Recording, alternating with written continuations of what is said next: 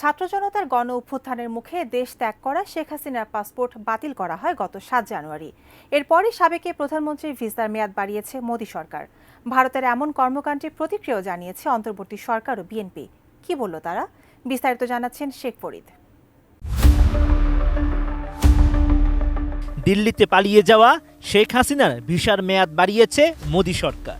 গত ৫ আগস্ট গণ অভ্যুত্থানের মুখে দেশ ছেড়ে দিল্লি চলে যান ৭৭ বছর বয়সী সাবেক এই প্রধানমন্ত্রী। কূটনৈতিক সূত্র বলছে, শেখ হাসিনাকে বিচারের মুখোমুখি করতে বাংলাদেশ ফেরত চাওয়ার মধ্যেই তার ভিসার মেয়াদ বাড়ানো হয়েছে। এর আগে গত ২৩ ডিসেম্বর শেখ হাসিনাকে ফেরত চেয়ে ভারতের কাছে ভার্বাল নোট পাঠায় ডক্টর ইউনূসের সরকার। তবে সেটির জবাব এখন পর্যন্ত দেয়নি নয়াদিল্লি। বিষয়টির সঙ্গে সংশ্লিষ্ট ভারতীয় কর্মকর্তারা বলছেন, শেখ হাসিনা যেন ভারতে আরও সময় অবস্থান করতে পারেন, সেজন্য তার ভিসার মেয়াদ বাড়ানো হয়েছে।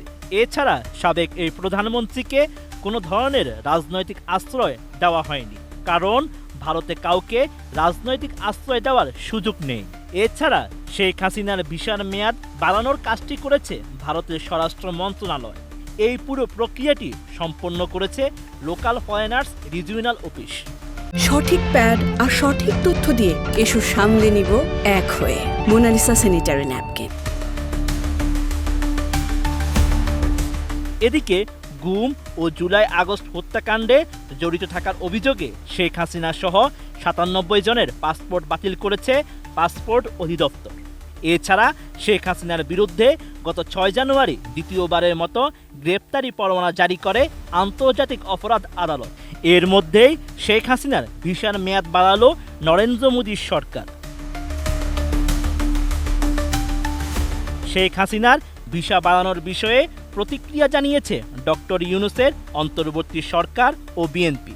৮ জানুয়ারি পররাষ্ট্র মন্ত্রণালয়ের সাংবাদিকদের এক প্রশ্নের জবাবে উপদেষ্টা তৌহিদ হোসেন জানান, শেখ হাসিনার ভিসার মেয়াদ বাড়ানোর বিষয়টি অন্যান্যদের মতো তিনিও পত্রিকার মাধ্যমে জানতে পেরেছেন।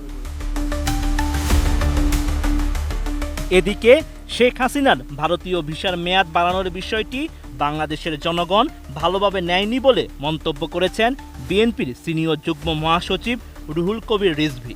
৮ জানুয়ারি রাজধানীর গ্যান্ডারিয়ায় জুলাই গণ অভ্যুত্থানে নিহত ৪ জনের পরিবারের সঙ্গে সাক্ষাৎ শেষে এ কথা বলেন তিনি। ভারত একটি গণতান্ত্রিক রাষ্ট্র, তাদের বোঝা উচিত যে শেখ হাসিনা যে শিশু হত্যাকারী, কিশোর হত্যাকারী এবং তরুণ হত্যাকারী, রিক্সাওয়ালা হত্যাকারী, সিএনজিওয়ালা হত্যাকারী, সেই হত্যাকারীকে একটি গণতান্ত্রিক দেশ কিভাবে তাকে আশ্রয় দিয়ে সেখানে তার ভিসার মেয়াদ বাড়ান, এইটা সারা দেশের বাংলাদেশের মানুষ এটাকে ইতিবাচকভাবে নেয়নি। বরং ভারতের যে একটা আধিপত্যকামী মনোভাব রয়েছে, ভারতের যে একটা আগ্রাসী মনোভাব রয়েছে, আমরা যেটা বলবো সেটা করবে। কিন্তু বাংলাদেশের মানুষের যে তাদের যে জাতীয়তাবাদী চেতনা, তার যে দেশপ্রেম, তার যে সার্বভৌমত্ব এবং স্বাধীনতা রক্ষা এবং নিজেদের যে অর্জন, গণতন্ত্রের অর্জন, স্বাধীনতার অর্জন এবং রক্ত দিয়ে যে অর্জন, সেই অর্জনকে তারা অবমূল্যায়ন করে অথবা তারা সেটা বুঝতে চায় না। Sheikh Farid, ATN news.